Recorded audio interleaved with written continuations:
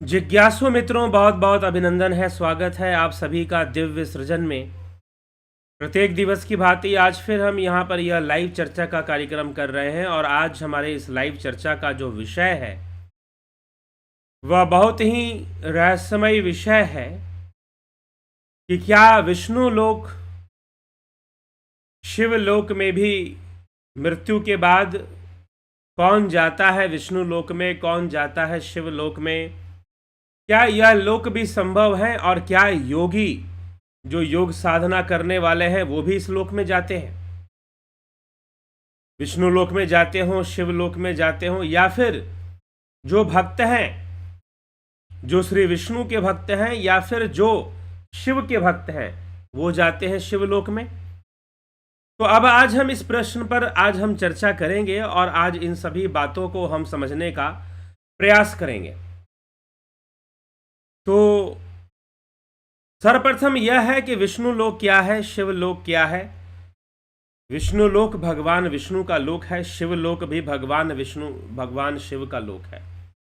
अब जो है योगी जो योग साधना करते हैं, जो चित्तवृत्ति का निरोध करते हैं, क्या वह भी इन लोकों में जाते हैं? तो एक बात हमेशा ध्यान रखिए, यह निर्भर करता है योगी की भावना के ऊपर। और योगी जब ऐसी भावना नहीं करता कि वो किसी विष्णु लोक में जाए या किसी शिव लोक में जाए तो वो वहां पर नहीं जाता। योगी कैवल्य की प्राप्ति के लिए साधना करते हैं, योगी स्वरूप के साक्षात्कार के लिए साधना करते हैं। तदद्रष्टु स्वरूपे अवस्था नाम, योगी स्वरूप के साक्षात्कार के लिए अपनी योग साधना करते हैं या ध्यान योग करते हैं ताकि उन्हें आत्मज्ञान हो जाए, वो अपनी आत्मा में ही स्थित हो जाए, आत्म अवस्थित हो जाए, स्वरूप अवस्था को प्राप्त हो जाए। इस उद्देश्य से योगी अपनी साधना करते हैं। तो जब वो इस उद्देश्य से योगी अपनी साधना करते हैं तो फिर वहां पर शिव लोक या विष्णु लोक में जाने का प्रश्न नहीं उठता। लेकिन अगर योगी चाहे तो उन लोकों में अवश्य जा सकते हैं। अगर वो चाहे तो, अगर वो ऐसी इच्छा रखे, अगर वो ऐसी कामना रखे तो वो शिवलोक में भी जा सकता है, वह विष्णु लोक में भी जा सकता है। लेकिन अगर उसकी वैसी कामना नहीं है, वो आत्मज्ञान को प्राप्त करना चाहता है, स्वरूप को प्राप्त करना चाहता है, तो वह उस कैवल्य की प्राप्ति करता है और वह कैवल्य ही परम धाम है। वही परम धाम है जहां से आवागमन नहीं होता, जहां से पुनरावृत्ति नहीं होती है। तो इस प्रकार से योगियों की गति होती है। तो मृत्यु के बाद योगी अगर देह त्यागते हैं तो भगवान श्री कृष्ण से जब अर्जुन ने यह प्रश्न किया, श्रीमद् भगवद गीता के 6ठे अध्याय में अर्जुन का यह प्रश्न था कि जो योग मार्ग पर योग भ्रष्ट हो जाए या फिर वह योग मार्ग पर आगे तो बढ़ रहा है लेकिन उसकी मृत्यु हो जाए, या फिर वो मृत्यु से पूर्व योग भ्रष्ट हो जाए, योग साधना थोड़ी बहुत की और उसके बाद योग भ्रष्ट हो गया, तो ऐसे योगियों की क्या गति होगी। तो भगवान श्री कृष्ण ने साफ साफ अर्जुन से कहा कि ऐसे योगियों की जो गति है वह उनके योग कर्म के अनुसार होगी। जैसा उन्होंने योग किया है उसका फल उन्हें जरूर प्राप्त होगा, और अगर उनको भविष्य में योग करने की तीव्र इच्छा है तो उसका भी फल उन्हें जरूर प्राप्त होगा, उसका भी फल उन्हें जरूर प्राप्त होगा। तो योगी अगर वो योग भ्रष्ट भी होता है तो भी योग के कारण, योग बल के कारण अगर योग साधना उसने की है तो उसी साधना को आगे बढ़ाने के लिए वह श्रीमानों के घर में जन्म लेता है। और श्रीमानों के घर से पहले अगर उसने पुण्य कर्म की वृद्धि की है तो वह देवताओं के संग भी वास करता है, स्वर्ग में भी वास करता है, और फिर वहां से, क्योंकि स्वर्ग भी कोई अंत नहीं है, तो वहां से भी वह लौटकर श्रीमानों के घर में जन्म लेता है, अर्थात श्रेष्ठ लोगों के घर में जन्म लेता है। ऐसे परिवार में जहां पर माता पिता योगी प्रवृत्ति के हों, साधना में रत हों, योग साधना में विश्वास करते हों, ऐसे माता पिता के घर में जन्म लेकर वह जो है अपने जीवन को आगे बढ़ाता है और वह योग मार्ग को प्राप्त करता है और फिर से अपने योग की पूर्णता को प्राप्त करता है। तो योगियों की जो गति है वो योग के अनुसार होती है। बाकी अब प्रश्न ये उठता है कि क्या शिव लोक धाम है, क्या विष्णु लोक है, और बहुत सारे लोकों की चर्चा की जाती है। तो क्या यह लोक वास्तव में है या भावना मात्र, या किसी ने प्रश्न किया कि क्या वह भावना मात्र है? संपूर्ण संसार ही भावना मात्र है।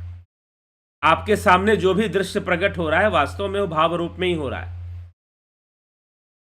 इन इंद्रियों से जो भी संसार प्रकट हो रहा है वो भाव रूप में ही हो रहा है।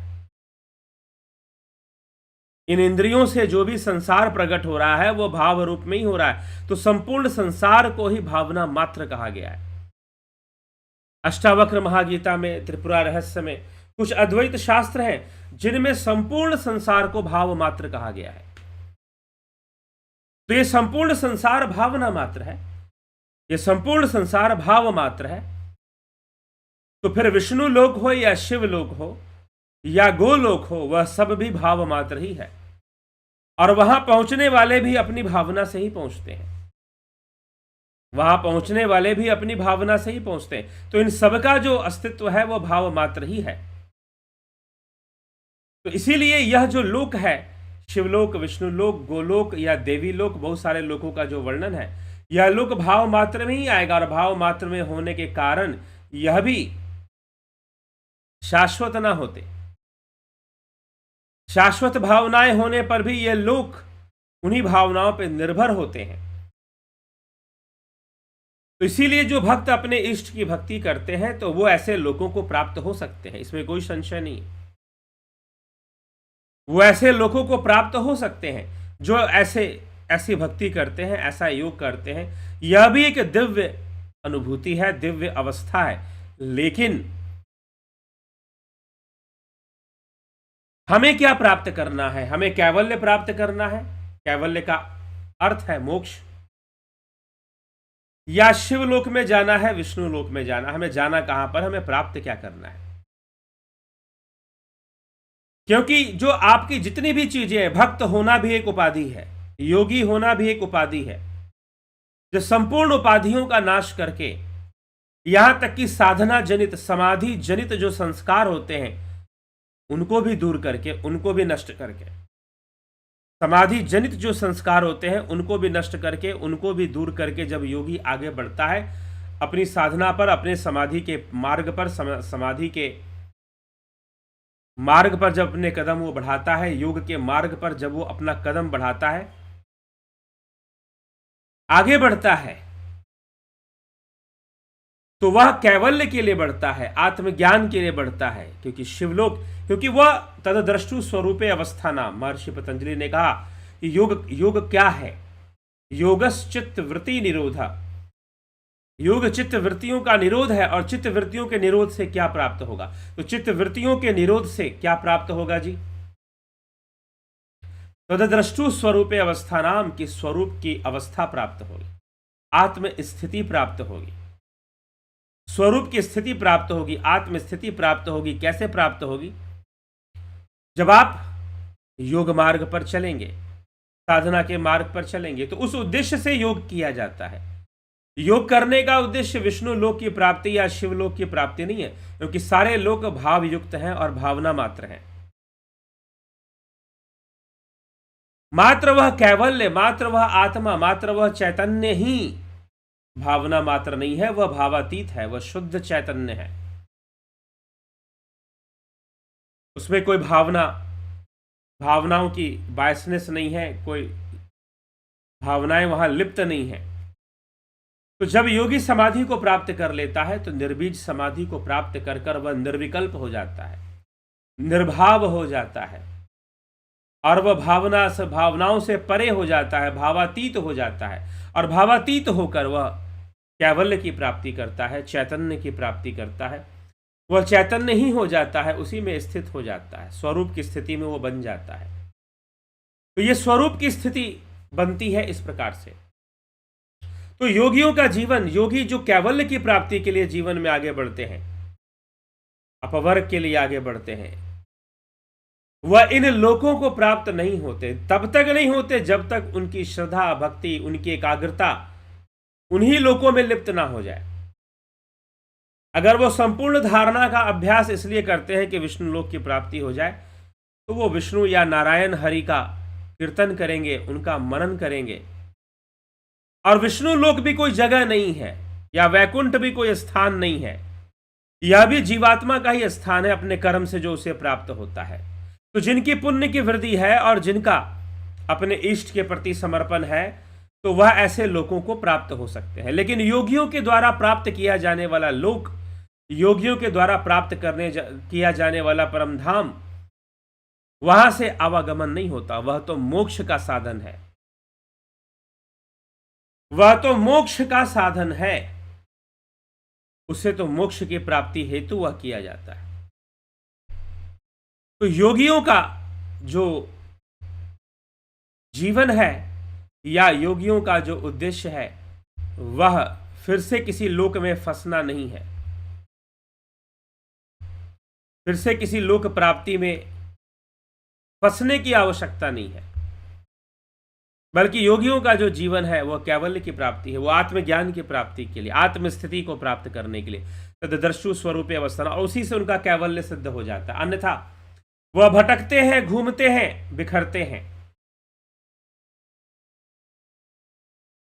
जो अपनी आत्मा को नहीं जानते हैं उनका भटकाव, उनका बिखरना होता है। और योगी भी भटकते हैं। जब वो जान जाते हैं कि हमें किस दिशा में जाना है, तो वो उसी दिशा में अपने कदम बढ़ाते हैं। उनके लिए फिर भटकाव नहीं रह जाता। इसलिए जब बात योगियों की है कि मृत्यु के बाद योगी क्या शिवलोक और वैकुंठ लोक और क्या ऐसे लोकों में भी जाते हैं, तो योगी ऐसे लोगों की जो सच्चे योगी हैं वो ऐसे लोगों की कोई कामना ही नहीं करते। तो जब कामना ही नहीं करते तो फिर ऐसे लोगों में क्यों जाएंगे? वो ऐसे लोगों को कभी प्राप्त नहीं होते। वो कैवल्य को प्राप्त होते हैं, परमधाम को प्राप्त होते हैं, न कि गोलोक या विष्णु लोक या शिवलोक को, और ना ही देवी के लोक को। क्योंकि यह सब भावना मात्र है। यह संपूर्ण संसार भी तो भावना मात्र ही है, लेकिन वह सब भी भावना मात्र है। तो उस तक पहुंचने के लिए योगियों को भक्ति, जो भक्त लोग हैं वो भक्ति करते हैं, पूजा करते हैं, भगवान विष्णु को प्रसन्न करते हैं, वो प्राप्ति करते हैं। लेकिन जिनका मन अभी स्थिर ना हुआ, एकत्र ना हुआ, एकत्र होना जरूरी है। स्थिर भले देर से हो लेकिन एकत्र हो, तो वह कभी भी ऐसी अवस्था का आनंद नहीं उठाते, वह कभी भी ऐसी अवस्था को प्राप्त नहीं करते।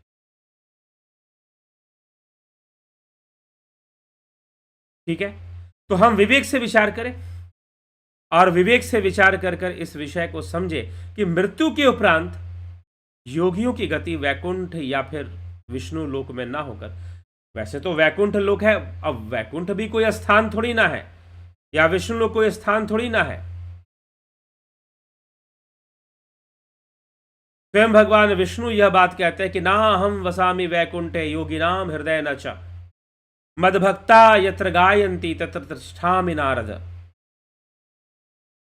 हे नारद, ना तो मैं वैकुंठ में वास करता हूं, ना हम वसामि वैकुंठे योगिनाम हृदय न च, न हृदय में किसी के योगियों के। जहां मेरे भक्त गायन करते हैं मैं उधर ही चला जाता हूं, वही मेरी स्थिति बन जाती है और मैं उसी दिशा में चला जाता हूं। तो इस प्रकार से योगियों का जीवन जो है वह योग के लिए होता है, ना कि वैकुंठ या गोलोक धाम के लिए या फिर परलोक गमन के लिए।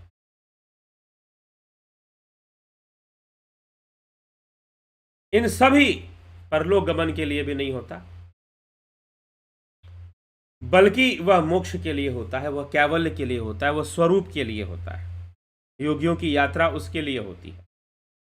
तो हमें यह समझना है, हाँ, कोई योगी अपनी पूर्णता को नहीं प्राप्त किया और वो बहुत अधिक श्री विष्णु में श्रद्धा रखता है या शिवलोक में श्रद्धा रखता है, तो वो उन लोकों में भी प्रवेश उन्हें मिल जाता है और वहां पर भी उन्हें ऊंचा स्थान प्राप्त हो जाता है। जो सिद्ध योगी हैं उनके साथ ऐसा होता है।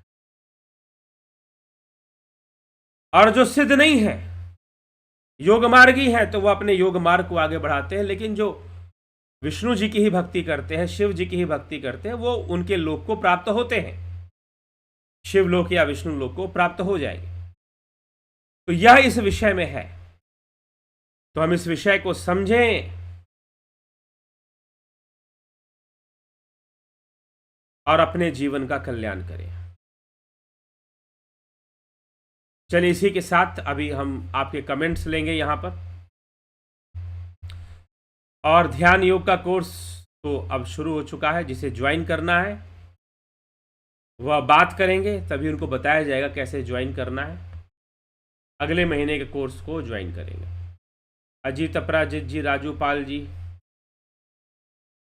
विक्रम सिंह जी, गुलशन शर्मा जी, संतोष कुमार जी, विनोद केसु जी, प्रभुदत्त शर्मा जी, A.K. त्यागी जी, गोविंद प्रसाद नीमा,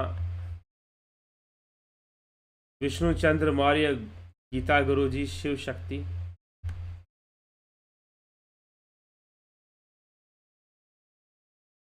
यश, वार्षणेय जी, फैक्टास्टिक, योगेश खैरनर, गोविंद प्रसाद कोरी जी, गुरु जी क्या शिव और विष्णु लोग भाव जगत में है या वास्तव में है? क्योंकि भाव से ही भगवान। जी हाँ, भाव जगत में ही है, सब कुछ भाव जगत में, संसार भी भाव जगत में है।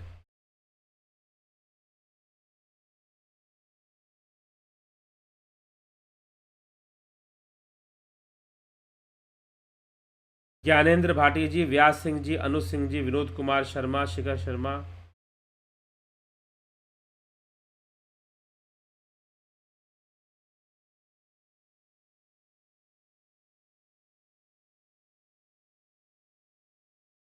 हाँ, अग्नि में बुद्ध को पढ़ा, शिव शक्ति, अग्नि में बुद्ध को पढ़ा, बहुत ही अच्छी बुक है।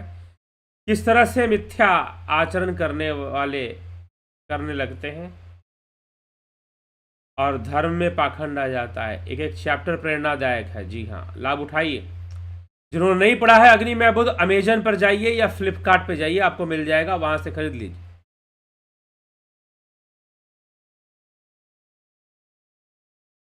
रजनी महंता जी, सविता नायक जी,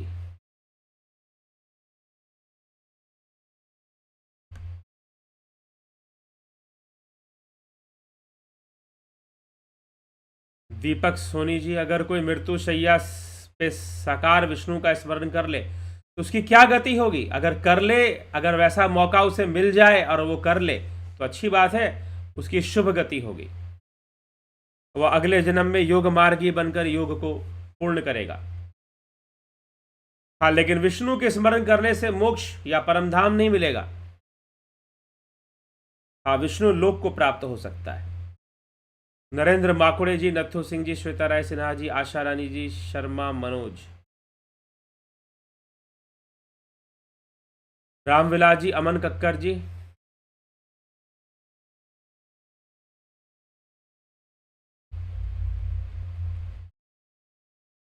सिल्वर बालाजी, गुरु जी अगर कोई अनमैरिड व्यक्ति विदाउट का श्रद्धा ना हुआ, अनमैरिड व्यक्ति का श्रद्धा ना हुआ तो उसकी जीवात्मा का क्या होता है? उसकी गति होती है क्या? बहुत तो अकेले भी रहते हैं इस दुनिया में, उनका क्या होता है?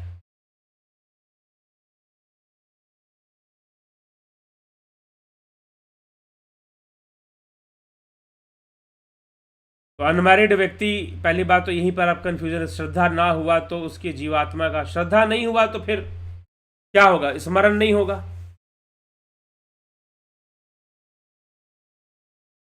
A.K. भट्ट जी, प्रणाम आचार्य। स्थूल शरीर की मृत्यु एंड उसके दाह के बाद उसकी फिजिकल एनर्जी कन्वर्ट होती है सूक्ष्म शरीर या साइकोलॉजिकल एनर्जी में। यह है कि साइकोलॉजिकल एनर्जी आगे चली जाती है, जो स्थूल एनर्जी है वो तो नष्ट हो जाती है। नष्ट मतलब बिखर जाती है।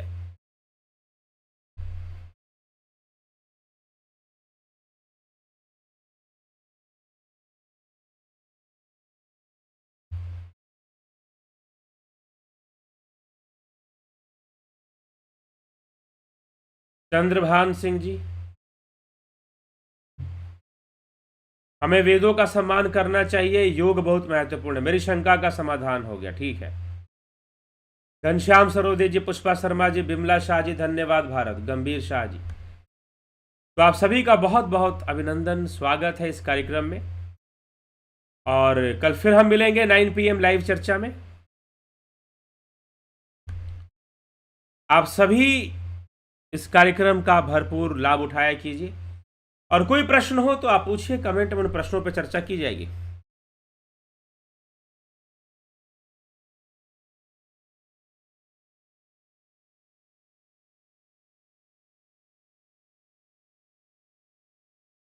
तो चलिए इसी के साथ मैं विचारों को विराम देता हूँ। कल फिर मिलते हैं 9 PM लाइव चर्चा में। बहुत बहुत आभार आप सभी का। ओम तत्सत।